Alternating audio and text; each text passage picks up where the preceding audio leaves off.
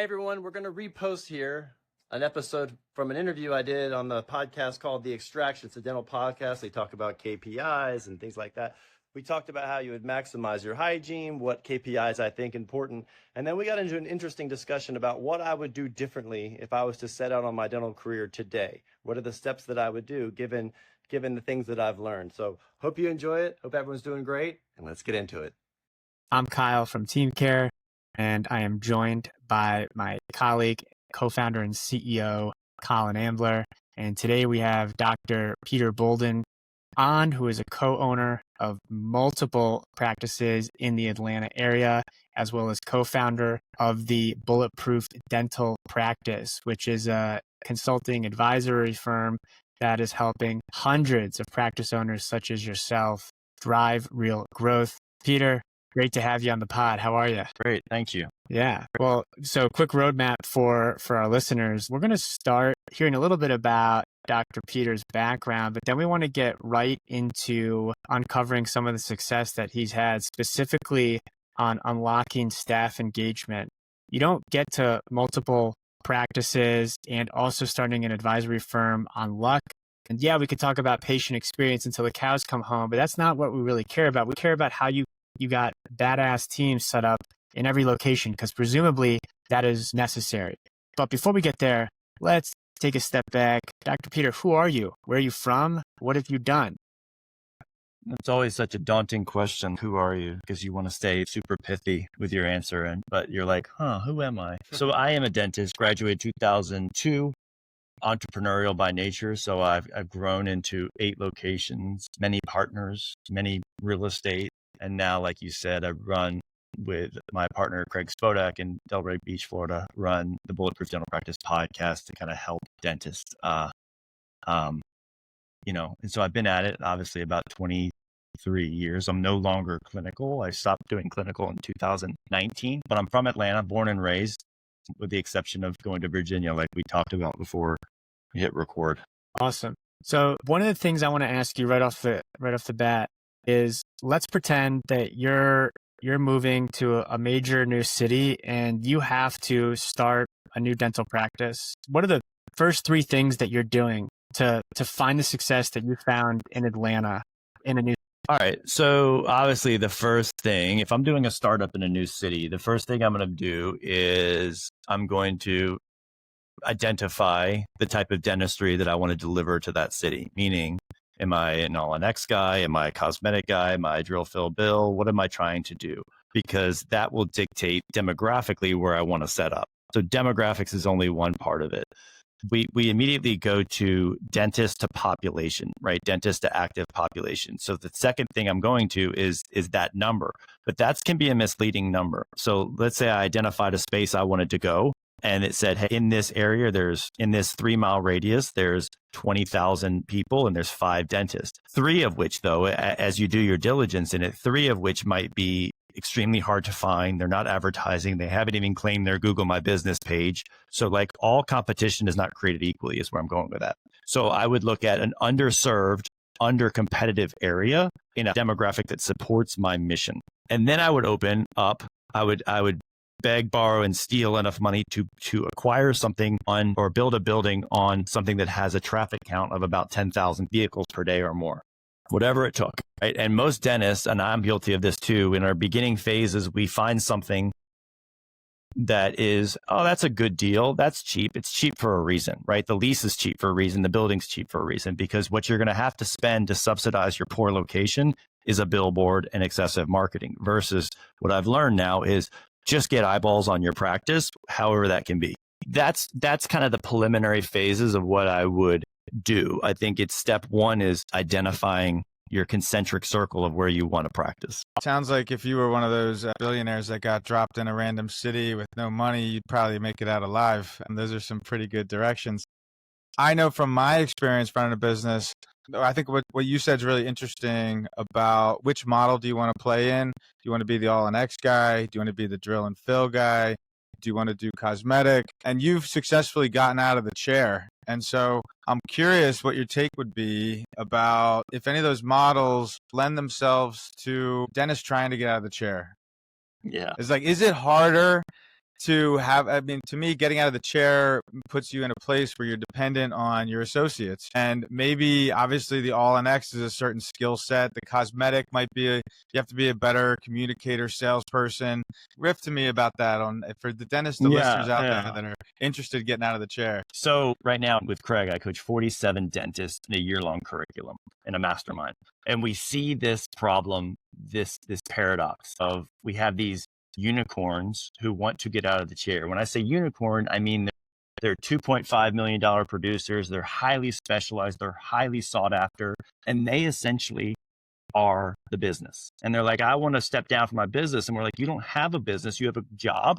And that's great because LeBron James has a job. Like my partner says, he just gets paid a lot. You get compensated well for your job, but you have a high specificity and you are hard to replicate.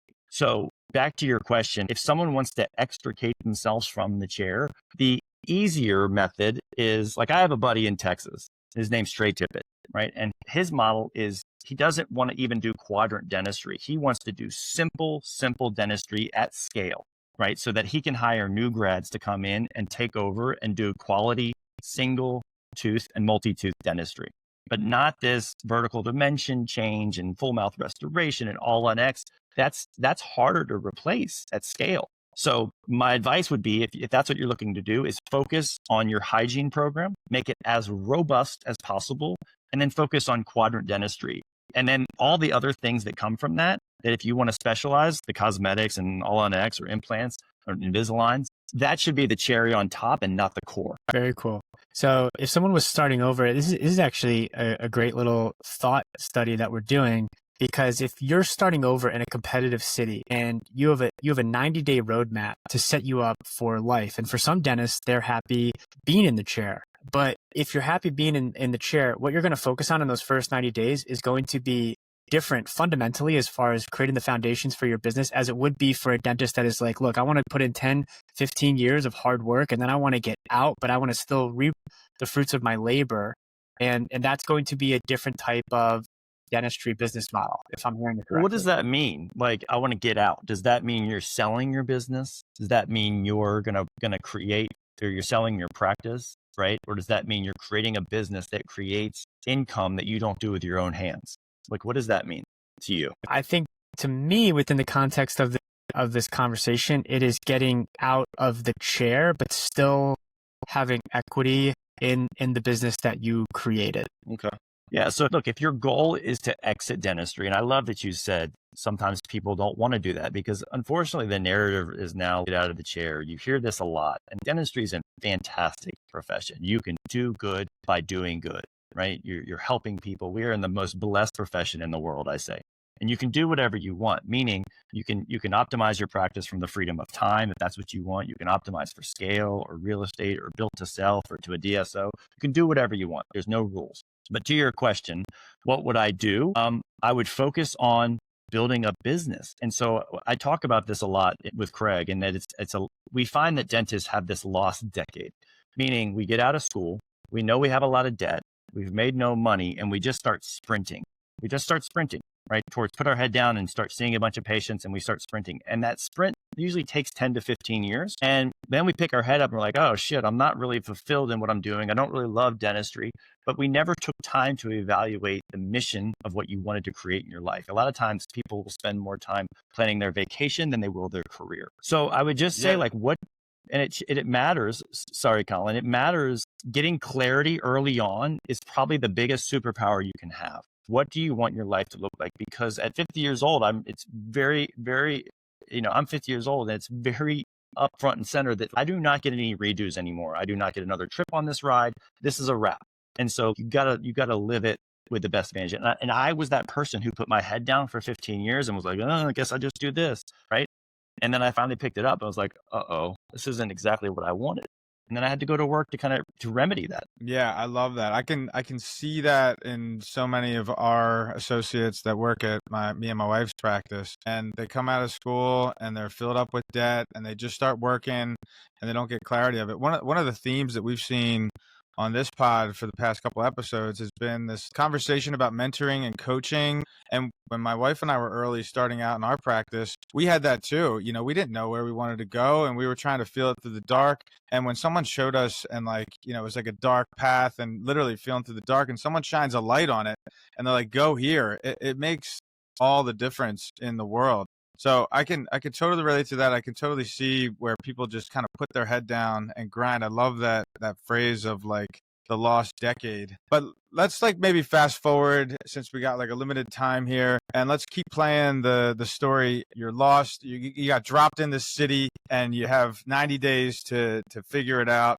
And let's just play it out. Let's say you want to be a doctor that has multiple associates and wants to be a business owner but not a practitioner. And let's say we talk about systems and you want to make sure that things are happening on a daily basis the right way, that you have good people that are kind of like held to some level of accountability. What are some of your top core systems that you would advise for dentists out there to implement as a starting point? Yeah, I think I'm struggling with the 90-day thing because that doesn't take that out. really... You can take that. You can remove that parameter. So look, systems, 1 year, 5 again, years, whatever. Okay. So systems, we throw around these words a lot, like systems and SOPs and KPIs and P&Ls and all this stuff in dentistry. And I'm going to work on my business. I want to get out of the chair so I can work on my business. And a lot of people don't even know what the heck this means. They don't really know what it means. So like you're asking from an SOP, and you're asking from a system standpoint, what would I create? All of them, right? I would build a flagship model so that there were no questions unanswered in my practice in the operations. There would be a system for everything as there is today. Because in the absence of a system, what happens is entropy. There's chaos that pursues. People will create their own systems in the absence of your systems, and you won't like it. I couldn't agree more. But to counter, Rome wasn't built in a day. You got to start somewhere. You got to prioritize. For listeners out there, what are some of the most high leverage All things? right, so I would put it into from a matter of focus. I would put it into buckets, right? I would create systems for hygiene. I would create systems for operative dentistry. I would create systems for my front business team. And I would start with buckets of systems so that it wasn't thousands of systems I needed to create. And so what it means by systems is like standard operating procedure. If this, then that. If this happens, what do I do? Right? And if you start with that thesis of, hey, this person calls with a temporary off, what do I do? If this, then we say this, then we do this. And it's a flow chart of things. So I would start with the things that are the biggest bottleneck to your practice. The question that you get 100 times a day on the phone, the question that patients ask you all the time, I would start with that. Right? Back to your Rome wasn't built in a day. Start with the bottleneck. Yes. Right. And then go from there. But I would be committed to the fact that, look, Colin, let me tell you, and Kyle, let me tell you, dentists we have this, and you probably see this, or maybe your exposure. We create office manual on our to-do list, and then we spend weeks and weeks in a dark hole creating an office manual with all these procedures, and then we put it in a binder, and guess where it goes? On the shelf. And guess who looks at it? Nobody ever again. And then we do that every 5 years because it makes us feel good that we have a system. Systems are a dynamic, living, breathing organism that should be modified all the time. Okay. So whatever works for you to create a system like that, and you should gamify it as opposed to it being a to-do list. You should gamify it because it's the only thing that will buy you freedom. One of our favorite words, gamification. So jumping out of this hypothetical for a second and into the real life experience that you've had, Dr. Peter, how would you able to gamify some of the systems that you use to this day in your practices?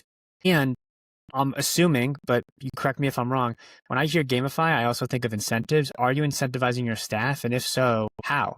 So my staff is incented by the business. I don't gamify. Did you do this task? Good dog. Did you not do this task? Bad dog. I don't do it like that. I do it from an overarching, did the business do well or better because of the actions you took as a team? Yes or no. It's super binary for me, right? Now, there are some minutia metrics that are like the phone team and the assistant team and the doctor team and the hygiene team. Yes. But as a general rule, I'm very transparent with sharing the numbers of all practices with all employees. Love right? it. Because if you don't know what a touchdown looked like or where the touchdown is, you have a team that's driving different directions. Right. So how do you expect someone to excel when they don't really know, they don't have clarity on what the doctor wants, what the mission is? Like, I'm running, doc, aren't I doing good? And then, and unfortunately we yell at them, no, dummy, you're running the wrong way. We don't say dummy, but you get it. Right. But they're like, damn it, I'm trying to work my ass off. And then we have a problem with retention of people, because a lot of times people are just looking for purpose in their job. And I know your thing is all about team care, and that is a great thing, but giving your team members a purpose and alignment and a great culture that's supported by this mission that you're on, that's what human beings crave. Yeah, I didn't answer your question. I just went on. That's right. Culture's everything. I think that we've my wife and I, we've been doing this for a while, and we've been on the roller coaster at times. We've been having great teams where you walk in and just the energy is, you can feel it. We've had people where it's like, hey, it's not so great. And I think the purpose of team care, we're kind of in the middle. It's like my wife doesn't practice much anymore, but she still has a very active role in the practice as a mentor to all of our 7 doctors who are typically young associates. And we kind of live in that world of the quadrant dentistry. It's a bigger practice, but we love to travel, and we're all over the country all over the time. And so the team care came into play when we wanted the central nervous system that was always available, that was always distributed, that was transparent. One of the things that we have that a lot of people have come to realize is a management system in itself is this leaderboard. And so we have a doctor leaderboard, we have a hygienist leaderboard, we have a front desk leaderboard, and it itemizes each individual staff member and what their numbers are. And we don't really ram it down people's throats or anything, but when it comes to running a team meeting, this is one of the first things that goes up. And it's like, well, who's doing really well, who's doing really poor? I think it came from a place where, even from small level with doctors in a multi-associate practice can get a little grabby with patients, and they can say, oh, well, I'm not doing well because I don't get enough patients, and this guy's getting all the new patients and I get none. And making that very open and transparent to people has and like very visible has been in itself a management system that kind of like forces people to just live by the numbers instead of by gut feelings and stuff like that. And so that's kind of been our approach to it. I'm wondering if, you as someone that's gotten, I hate to use the continued buzzwords, gotten out of the chair, what kind of stuff maybe similar to this have you found successful in your go at it as being an operator? I mean, one of the things that helped me was the fact that I was able to expand to multiple locations, because I have onboarded or sold partners. I have, 7 partners, right? So I've had dilution events all the way down, which has helped give ownership mentality across the board. And that might not be for everyone, but it was good for me. It wasn't this diminishing pie theory, because honestly, without partners, I'd probably be stuck at location 2 still. Me personally, my idea was I didn't want to own 100% of $1 million practice. I wanted to own a smaller portion of a $20 million practice kind of thing.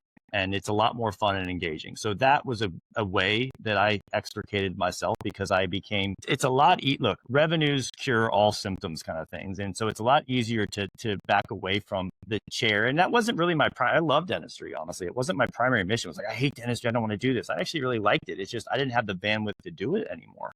And honestly, my highest and best use for the ecosystem was not served by me turning the drill.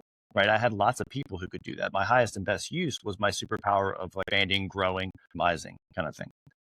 Again, I don't know if I answered your question, but you were saying your advice to people would be, how do they get out? What did I do to kind of architect my way to what you just showed? Is that what you're saying? Yeah, in some way. Yeah, definitely. And maybe just give people some guidance. I mean, I think people are always looking for a good 1 or 2 things to walk away with. We listen to this thing, we talk to these people that have made it to the other side. Like you said, everyone talks about systems, and I think some people may be able to isolate their bottleneck, maybe not. But like distilling this down and kind of like starting to systematize stuff, I think we find that owners like, maybe they using spreadsheets? Is spreadsheets like the answer? Is there accountability? Accountability sometimes seems elusive in offices. And so I guess I was trying to maybe look at some of the things that tactically, things that you've done. Yeah. So look, it's a little too short of a pod for me to get tactical, just to be honest. I will tell you though that many people feel they are good at delegation and they are not. Or contrary to that, many people are stuck in the nucleus of everything. They are involved in every decision and they feel overwhelmed and too busy. And they've architected their way into that position because they're the doctor, they're the smartest person in the room, quote unquote, right? All things go through me. And then they feel trapped, right? So what you need to identify, and there's a myth going around, oh, I need to be well-rounded. I'm the CEO. I need to be well-balanced. It's a complete crock of BS. Identify what your zone of genius is, and then get the hell out of the way for everything else. I love Right? that. And don't abdicate what you have on your, don't abdicate things, delegate, learn how to create systems around, hey, this is now your process that you're going to run in perpetuity. I hate doing payroll. I hate doing spreadsheets. Audit your day, write down all the things you do every 5 minutes. I did this and I called this person. I did this, right? What are the activities that give you energy? What are the activities that drain your energy? And then your next step is, how do I get these off of my plate? The drainers I need to get off of my plate, right? Because what happens? Eventually, these people who want to quote unquote get to the other side, they have no energy because they're worn out from the operations of their business. And then when it comes time to work on their business, A, they have no idea what the heck that means. And B, they're just exhausted by the end of the week that it's like, I'll do it next week. I'll do it next week. And before you know it, it's 15 years later. Dr. Peter, that was The soundbite. that was definitely a soundbite. Can't wait to throw that up on social media. Dr. Peter, thank you so much for the wisdom and pulling back the curtain a little bit on what you've done to build such successful businesses. For everyone listening, if you're picking up what Dr. Peter is putting down, check out bulletproofdentalpractice.com. Subscribe to their podcast, explore their community, and Dr. Peter, I'm sure, would love to chat with you. Thank you, everyone, for spending time with us on this episode of The Extraction, and we'll see y'all next time. Thanks, Dr. Peter. Thank you. Thanks.